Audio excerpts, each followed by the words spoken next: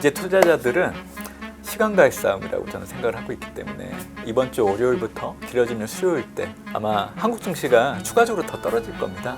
단기간에 많이 급락했기 때문에 기술적인 반등은 아마 주 후반에 분명히 나타날 거예요. 그러면 그때를 비중을 줄이는 기회로 삼으시는 게 맞고, 현금화 시켜 놓으셨으면 3분기 때 적극적으로 좀 사 놓으시면 내년 6월 전까지 또 우리가 경험하지 못했던 지수대를 경험하시면서 좋은 수익률을 좀 냈지 않을까 생각을 하고 있습니다. 일단 원달러 환율이 지금의 흐름으로 이어졌던 이유는 크게 두 가지.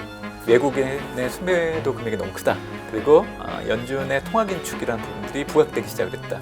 그리고 NDF 거래가 활성화된 부분들은 그만큼 한국의 경제 체력과 금융시장의 규모가 커진 거를 좀 대변해 준다라고 보고 있기 때문에 이런 가독이 역시 우리가 겪어 나가야 되는 한 구간이지 않을까라는 생각을 좀 해보고 있습니다. NDF 거래를 인위적으로 막을 방법도 마땅치 않잖아요, 지금. 지금은 규제를 못하죠. 그러니까 정부가 할 수 있는 건 없어요. 근데 지금 정부가 얘기하는 거는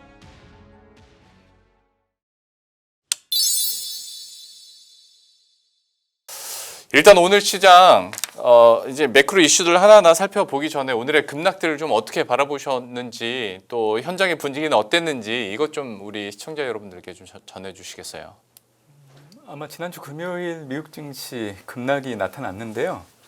저는 의미 있는 반응 분명히 있다라고 생각을 합니다. 사실 제가 생각했던 경로는 미국의 5월 고용, 그리고 10일 날 발표가 예정되어 있는 미국의 5월 소비자 물가, 그리고 11일에는 ECB의 통화정책 회의가 있는데 지금 ECB가 이제 금리 인상을 할 수 있다라는 게 컨센서스가 모아져 있죠. 결국 우리가 지금 놓여 있는 6월부터 3분기 때는 글로벌 통화 긴축이라는 이슈가 부각될 수밖에 없는 상황이기 때문에 사실 증시가 좀 쉬어갈 수 있는 구간에 놓여 있었던 상황이라고 그렇게 좀 보고 있습니다. 근데 생각보다는 좀 빨라졌던 부분들이 있죠. 그래서 저는 지난주 금요일 미국 증시 급락을 기점으로 해서 앞으로 이제 미국뿐만이 아니라 주요국의 통화 긴축이라는 부분들이 부각이 된다라고 하면 그동안 계속 큰 조정 없이 올라왔던 게 글로벌 증시 전반적인 모습이었는데 이제는 좀 내리면 사고 오르면 파는 이런 트레이딩 관점에서 좀 접근을 해야 된다라고 보고 있어서 아마 이번 주 월요일 한국 증시도 이제 크게 하락을 했는데요. 아마 화요일 길어지면 수요일까지 추가적인 하락이 좀 나타날 수 있는데 단기간에 급락하는 상황이라서 기술적인 반등은 나타날 여지는 있다고 생각을 하고 있습니다. 그래서 기술적인 반등을 저는 사실 가지고 있는 주식을 좀 팔아야 되는 그 기회로 삼아야 된다고 보고 있고 3분기 이전까지는 트레이딩 전략으로 좀 접근하는 게 필요하지 않나라고 생각하고 있습니다.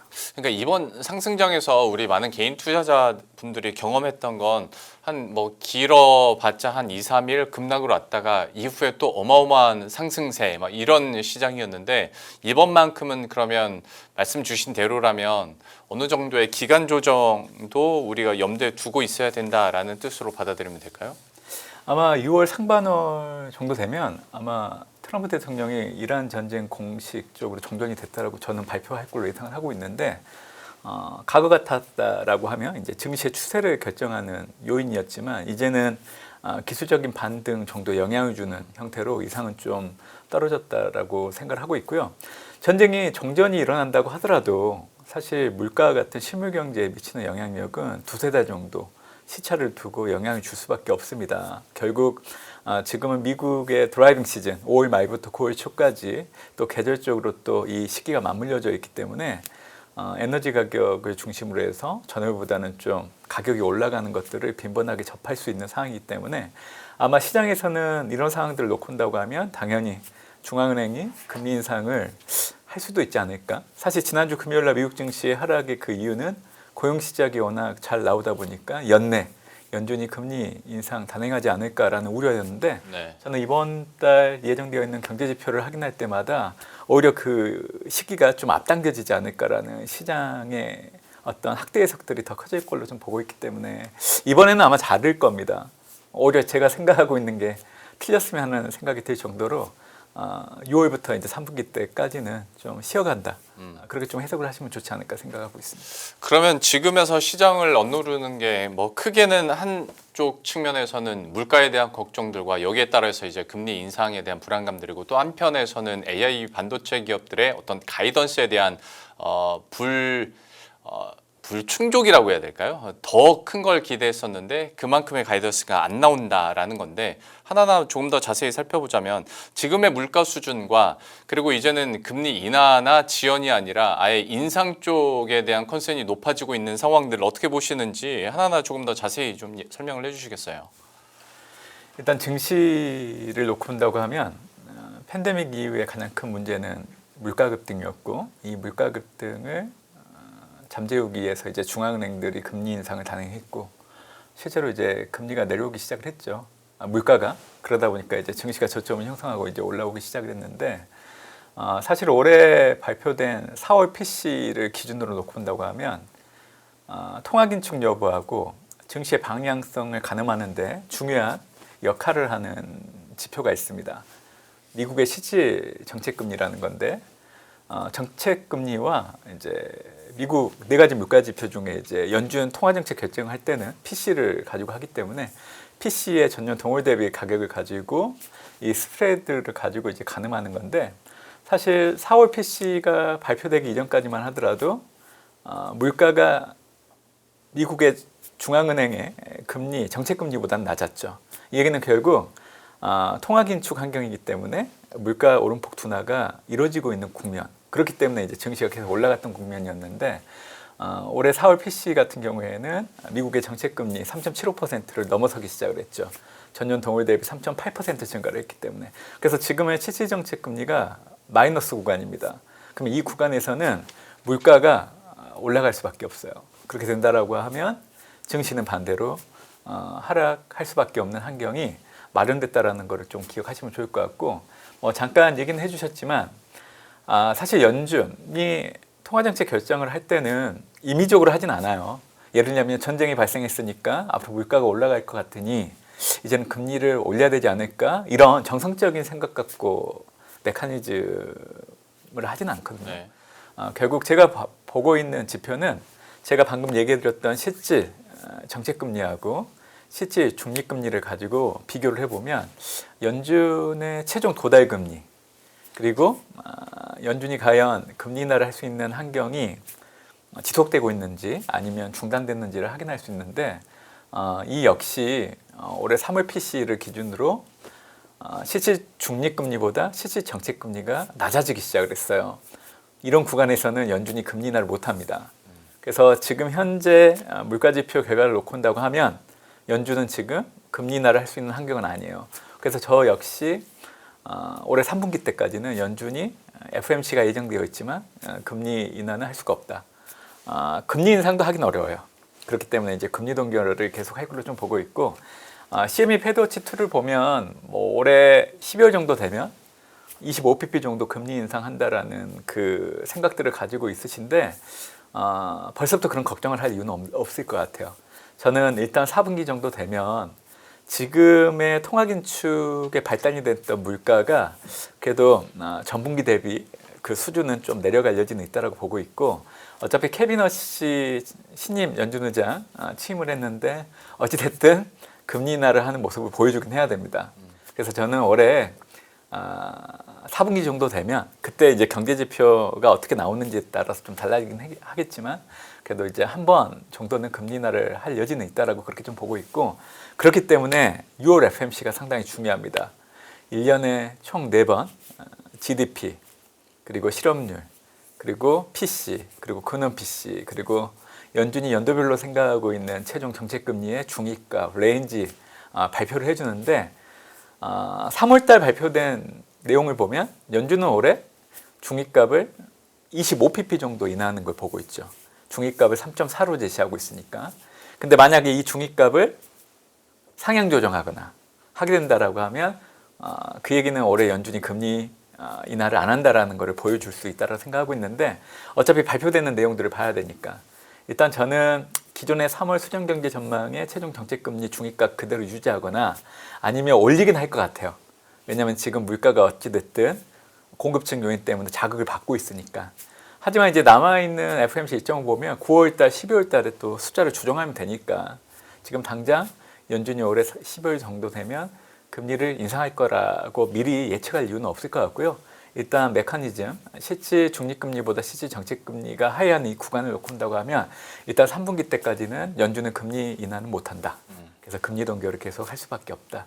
그래서 제가 설명드렸던 실질 중립금리, 통화긴축 여부와 증시의 방향성을 가늠할 수 있기 때문에 항상 기억을 하시면 좋을 것 같고, 또 연준이 금리 인하를 할 수 있는 환경이 조성되고 있는지 여부를 보실 때는 실질 중립금리하고 실질 정책금리를 놓고 실질 중립금리보다 실질 정책금리가 높으면 연준이 금리 인하를 할 수 있는 환경이 마련된 거고, 반대로 실질 중립금리보다 실질 정책금리가 하회하게 된다라고 하면 연준의 금리 인하 메커니즘은 중단됐다. 그렇게 좀 보시면 됩니다.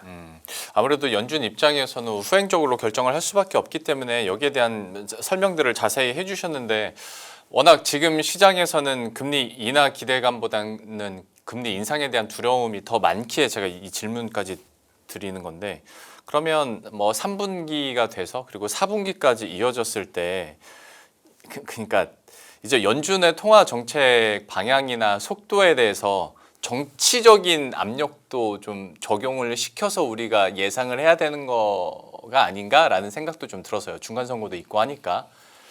케빈 허시의 연준은 또 어떻게 작용을 할 것인지도 궁금하고, 그리고 그걸 토대로 그러면 금리 인상이 됐든 동결이 됐든 그 위원님께서 생각하시는 연준의 통화 정책 결정 스케줄은 좀 어떻게 바라보고 계십니까? 케빈 허시 신민 연준 의장에 대해서 유독 해석이 엇갈리고 있는 것 같아요. 매파다라는 의견이 훨씬 더 많은 상황인데 저는 그렇게 보지는 않아요. 왜냐하면 이분은 2025년도부터 금리 인하를 해야 된다라고 주장을 하고 있고, 그 이유는 미국의 강한 경제 성장을 놓고 본다고 하면 인플레이션을 유발하지 않는 생산성 증가가 지속되기 때문에 금리 인하를 해야 된다라는 명분을 가지고 25년도부터 그 얘기를 하기 시작을 하셨고요. 그리고 AI 혁명 구간이기 때문에 AI 역시 지속적으로 발전을 하게 된다라고 하면 물가가 내려가는데, 그러니까 디스인플레이션이 지속적으로 유지되는데 영향을 줄 수 있기 때문에 금리 인하를 해야 된다라고 그렇게 얘기를 하셨던 분입니다. 그래서 저는 지금의 미국의 물가 현황을 보면 어찌됐든 이란 전쟁 영향 때문에 물가가 올라가고 있는 건 분명히 맞거든요. 그러면 이런 구간에서는 금리 인하라는 얘기를 할 수가 없죠. 금리 인상을 해야 된다라고는 얘기는 하고 싶겠죠, 본인은. 하지만 어차피 트럼프 대통령이 임명을 한 사람이기 때문에 그렇게는 못할 겁니다. 그래서 금리 동결이 어떻게 보면 케빈 허시 연준 의장 입장에서는 거의 금리 인상을 한 것과 같은, 동일시해도 된다라고 생각을 하고 있고, 또 케빈 허시 연준 의장을 두고 연준의 독립성 훼손과 관련된 얘기들이 있는데 사실 그거는 좀 기우인 것 같아요.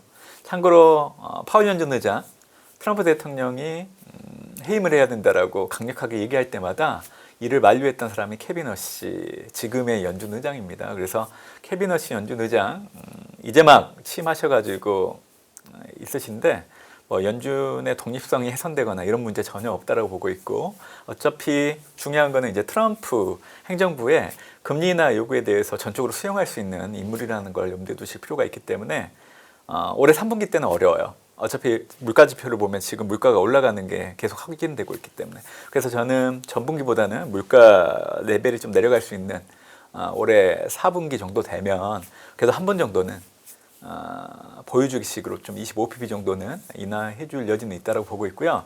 저는 내년도 연준의 통화정책 경로를 보면 저는 금리 인상을 해야 되는 구간은 아닌 것 같아요. 지금 보면 자꾸만 내년도 금리 인상에 대해서 언급이 있는데 저는 내년에도 금리 인하 충분히 할 여지가 있다고 보고 있고, 그렇게 보는 이유는 그 메커니즘, 어차피 실질 중립금리보다 실질 정책금리가 높은 그 구간이 올해 4분기 때부터 도래할 걸로 좀 보고 있고, 지금 연준의 정책금리가 명목적으로 봐도 너무 높아요. 3.75라고 하면. 그럼에도 불구하고 연준이 단기간에 금리를 많이 올렸음에도 불구하고 미국 경제가 이렇게 강하게 성장을 했던 이유는 사실 2008년도 금융위기로 거슬러 올라가서 그때 당시 가계와 기업들이 차입 조건들을 그때 당시의 금리로 변동금리가 아니라 고정금리로 다 맞춰놨기 때문에, 그래서 팬데믹 발생하고 나서 물가 잡기 위해서 연준이 금리를 단기간에 많이 올렸음에도 불구하고 미국 가계 기업에 영향력이 그렇게 크게 미치지 않았던 거는 제가 얘기해드렸던 2008년도 금융위기 당시 때 낮은 금리로 대부분 고정금리로 맞춰놨기 때문에 네. 영향력이 없었다라고 그렇게 좀 보시면 돼요. 근데 지금 시간이 너무 많이 흘렀어요. 그래서 이제는 차환을 해야 되는 시점도 다가오고 있고, 그런 상황이라고 하면 지금의 명목금리가 3.75, 그리고 시장금리 신용물 기준으로 지금 거의 뭐 4%에서 4.5% 움직이고 있는데 너무 높죠.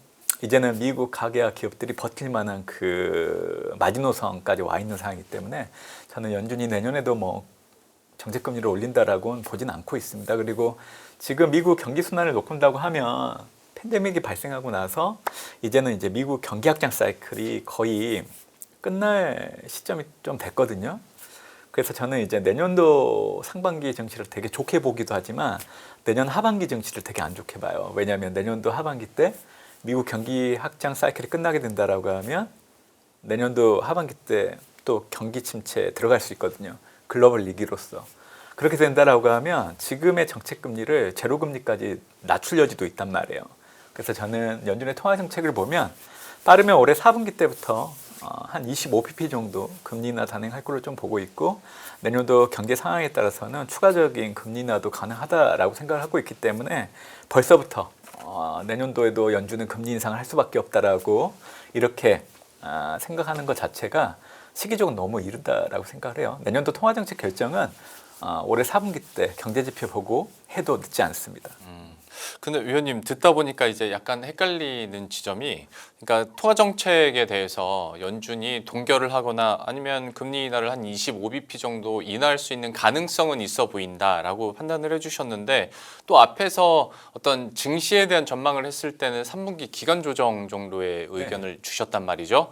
오히려 걱정을 안 해도 되는 거 아닌가라고도 할 수 있을 텐데, 결국에는 지금의 물가나 금리의 어떤 절대적인 수준이 시장이 계속 가기에는 너무 부담스럽게 높다라고 판단을 하시는 건가요? 일단 제가 글로벌 전체적인 증시의 상승 흐름이 끝나는 그 시점은 2027년도 6월 정도까지 보고 있습니다. 그래서 우리가 투자할 수 있는 기회는 분명히 있습니다. 근데 이거를 올해 분기별로 놓고 온다고 하면 어차피 이란 전쟁 그리고 미국의 드라이빙 시즌이 맞물리면서 물가 지표를 확인하는 것 자체가 레벨이 이전보다는 많이 올라가기 때문에, 그러면 이제 우리가 경험을 해야 되는 것들은 중앙은행들이 이제 금리 인상을 할 수도 있겠다. 이런 금융시장의 생각들이 확산된다라고 하면 이게 증시 입장에서는 불편함으로 작용할 수밖에 없다라는 거죠. 그래서 제가 오늘도 뭐 미국 증시 지난주 금요일 날 급락하고 나서 리포트를 발간했는데 그 타이틀을 한 번은 겪어야 할 과정이 시작됐음을 보여주기 시작했다라고 제가 그렇게 썼거든요. 네. 그러니까 그렇게 썼던 이유는 지금 당장 주요국들이 모두 금리 인상한다라는 건 아니에요. 근데 개별 국가에 따라서는 금리 인상 단행하는 국가도 있을 겁니다. 대표적인 게 ECB라고 생각하고 있고, 일본도 금리 인상하는 구간이지만 중요한 거는 어차피 미국 연준의 통화 정책이거든요.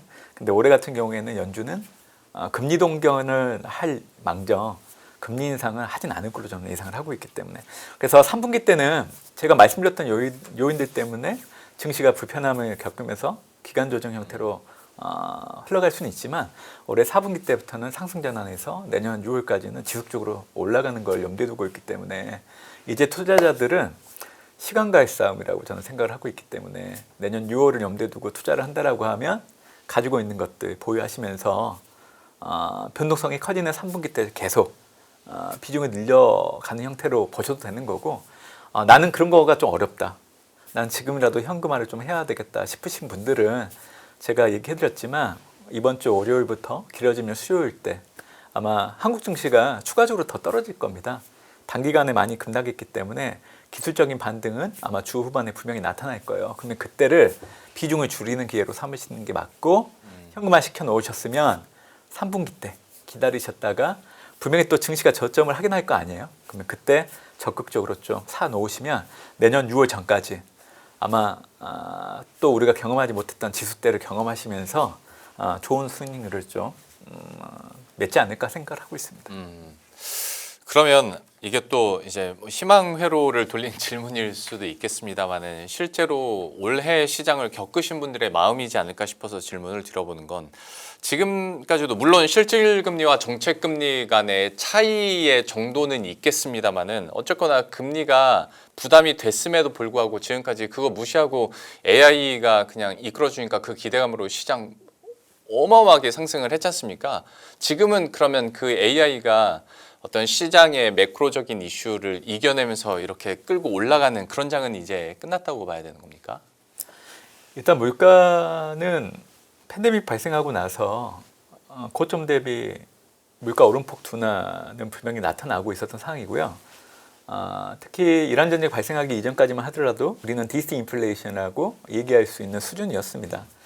그 수준은 결국 한 나라의 정책금리보다 해당되는 국가의 소비자 물가의 전년 동월 대비 가격이 밑에 있었기 때문에, 그러니까 물가를 컨트롤할 수 있다라는 거예요, 중앙은행이. 그렇기 때문에 이제 증시가 올라갈 수 있었던 건데, 미국 같은 경우에는 지금 4월 PC를 기준으로 그게 역전이 일어났기 때문에, 그래서 이제 증시가 이제는 올라가기가 이게 쉽지 않을 거다라고 좀 얘기를 드리는 부분들이 있고요.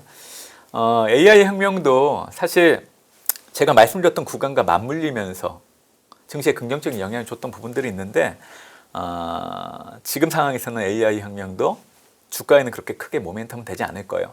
아까 시작하실 때도 얘기는 하셨지만 시장의 눈높이가 너무 높아요. 저는 그게 가장 큰 문제라고 생각을 해요. 있는 그대로 해석을 해야 되는데 자꾸만 기대를 너무 많이 하는 것 같아요. 사실 실적이 지금 너무 잘 나오고 있거든요. 네. 근데 그 좋은 실적을 가지고 더 좋은 실적을 바란다라는 거는 어떻게 보면 이 금융시장의 집단 지성 자체가 좀 주가가 하락하는데 역효과를 주는 그 해석으로 저는 봐도 된다라고 그렇게 좀 보고 있죠. 일단 AI 혁명은 버블이 아닙니다. 지금 AI 혁명에 견인하고 있는 기업들의 실적은 너무 좋아요. 그리고 그런 실적이 확인되고 있기 때문에 캐펙스 투자를 할 수 있는 거거든요. 그래서 과거에 우리가 경험했던 인터넷 혁명, 모바일 혁명, 인터넷 혁명은 89년도 웹 브라우저 출시되고 나서 시작됐는데 그게 18년 정도 지속이 됐고, 모바일 혁명은 여러분들이 쓰시는 애플의 아이폰 2007년도부터 나왔으니까 그때 이후로 시작됐는데 15년 정도 지속이 됐죠. 지금 우리가 경험하고 있는 AI 혁명은 2022년도 11월 달 오픈 AI가 챗 GPT 출시하고 나서 시작됐는데 이제 3년이 넘어가고 있죠. 그래서 저는 보수적으로 잡아도 한 9년 정도 더 연장될 수 있다고 보고 있어서 저는 AI 혁명이 끝나는 시점을 2034년 정도 봅니다. 근데 그 사이에는 많은 일이 있을 거예요.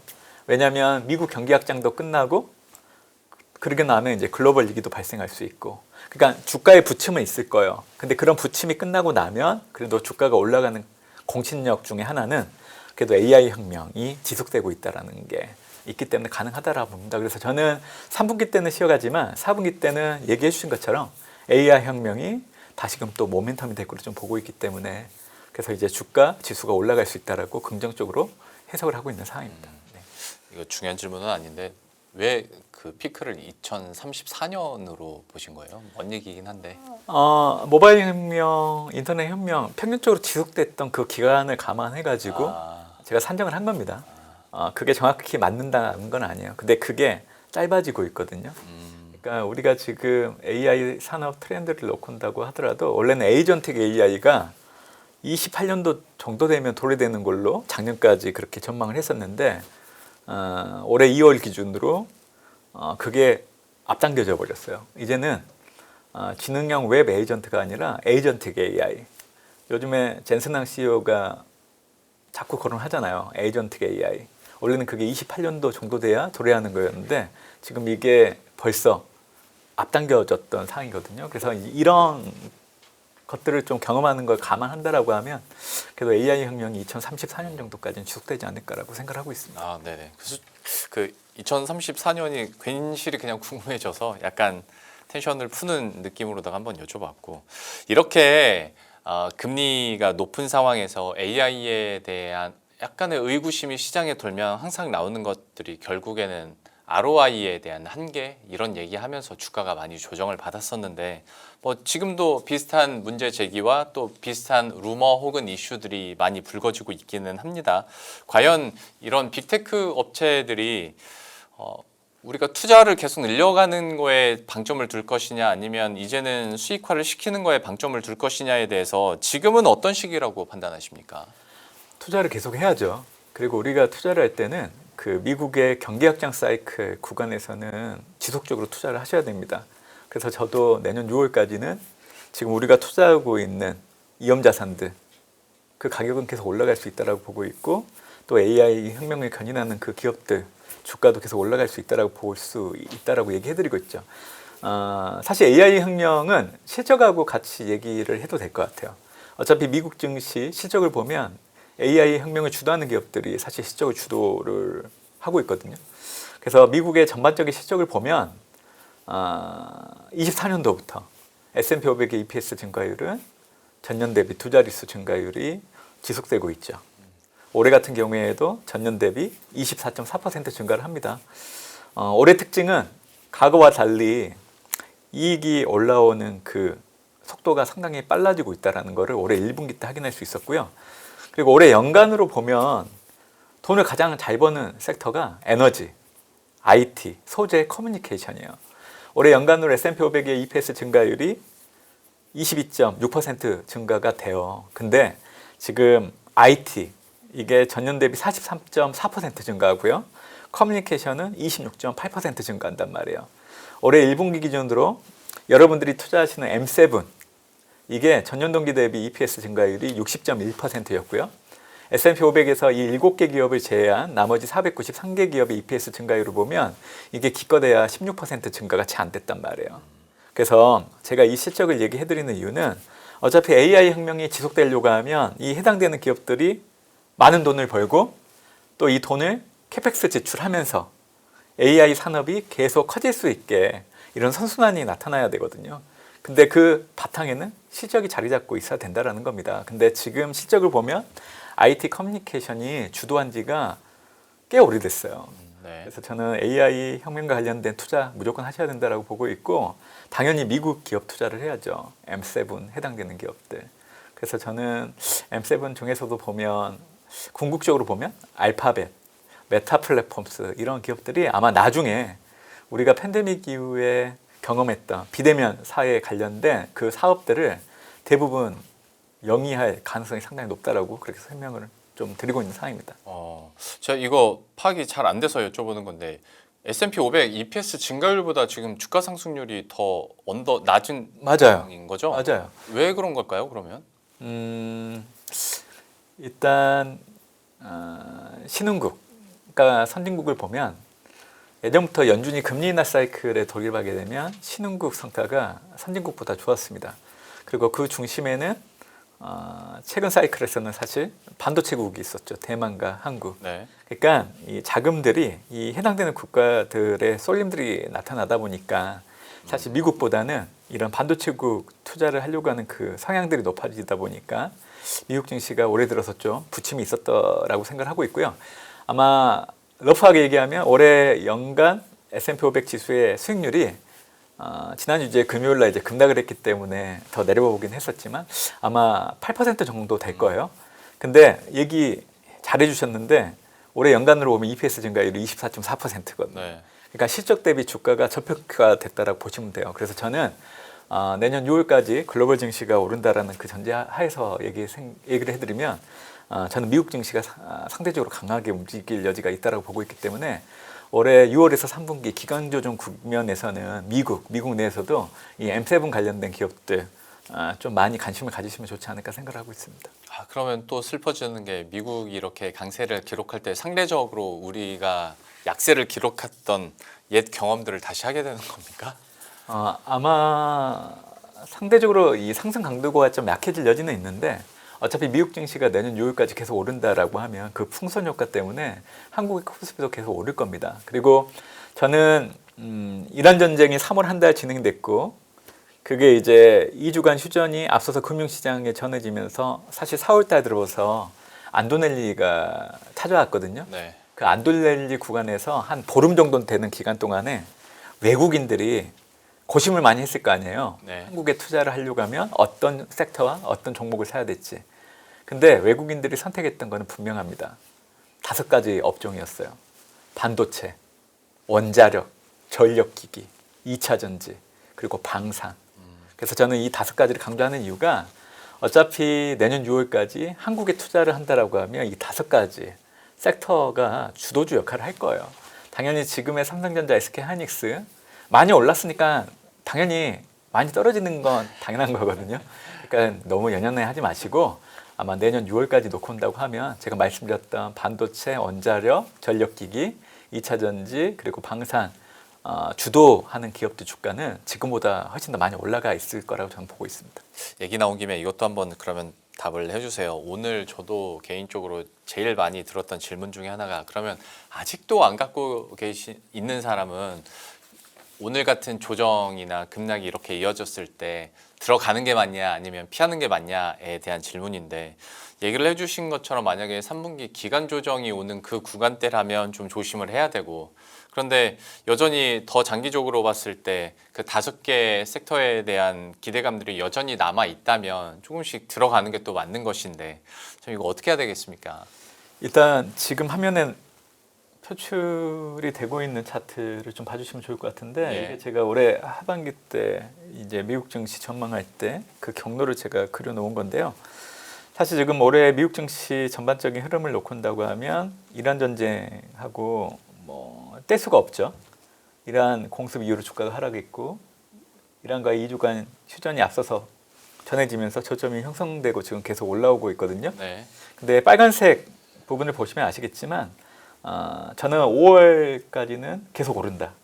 근데 6월부터는 전쟁이 끝나도 물가 이런 식물 경제 영향력이 2, 3개월의 시차를 두고 영향을 줄 수밖에 없기 때문에 그러면 우리가 경제 지표를 확인하는 건 한 달 정도 늦게 확인하게 되잖아요. 네. 그러니까 예를 들자면 9월 달 정도 돼야 8월 물가를 확인할 수 있죠. 그렇죠. 그러면 그 기간까지는 어찌됐든 물가가 올라가기 때문에 중앙은행들의 통화긴축 우려는 계속 확산될 수밖에 없고 그래서 저는 3분기 때 기간 조정이라고 얘기를 좀 드리는 겁니다. 그래서 지금 너무 급하게 제가 얘기해드렸던 뭐 국내 증시 투자하시는 분들이 사실 이유는 없어요. 여러분들 여유를 좀 가지시면 좋을 것 같고 어차피 기간 조정이라고 하면 제가 증시의 저점이 형성되는 그 시점은 3분기 정도 보고 있단 말이에요. 예. 그래서 제가 오늘도 지금 3번째 얘기해드리고 있지만 이번 주 월화수 정도 주가는 계속 떨어질 겁니다. 그렇게 된다라고 하면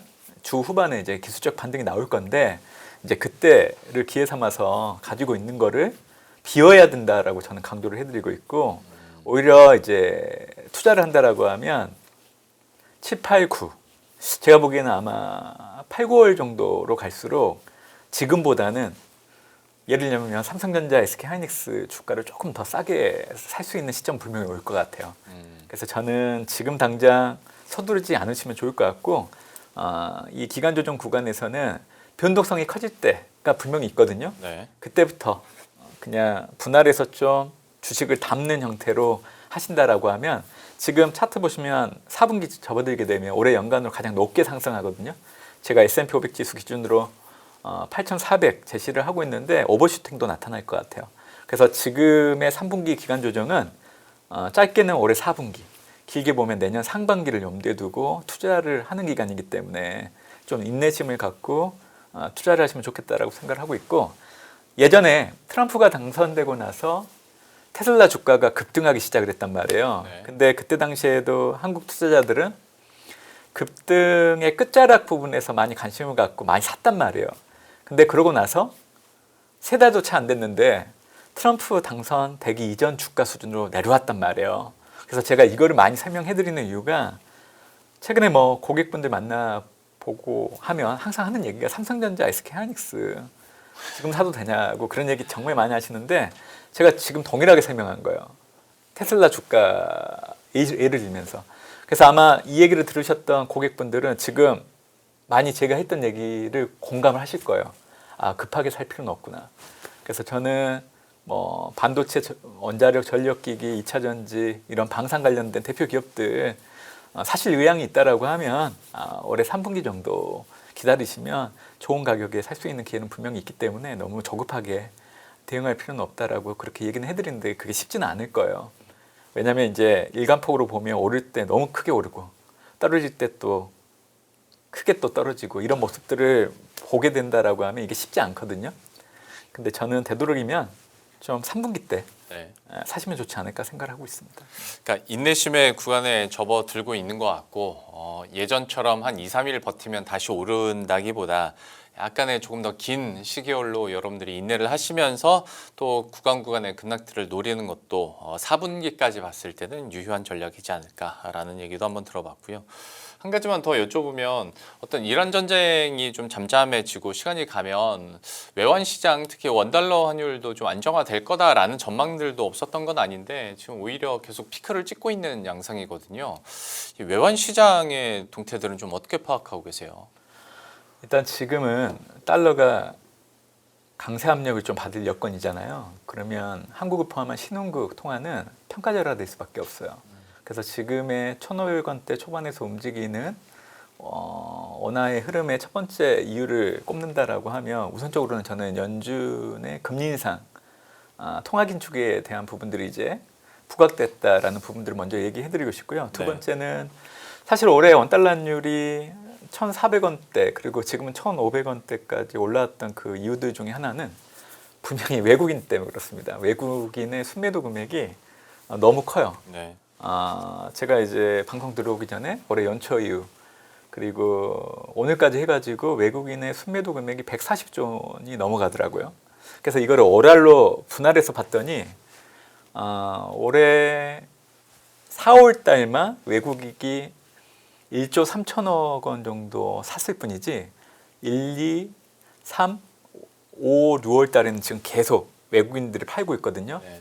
그러니까 이 외국인들의 순매수 금액과 원달러 환율의 추이를 그려본다라고 하면 4월 달 외국인들이 순매수를 했을 때만 원달러 환율이 좀 안정을 되찾았을 뿐이지 그 외의 달 같은 경우에는 원화가 약세 압력을 받는 그 흐름들이 훨씬 더 강하게 나타났지 않았나 생각합니다. 그리고 지금 이번 달 같은 경우에도 외국인의 순매도 금액이 짧지만 거래일이 상당히 많이 출회되고 있는 상황이라서 원화 약세가 이게 단기간 원화 강세로 돌아서긴 좀 어렵다고 보고 있고요.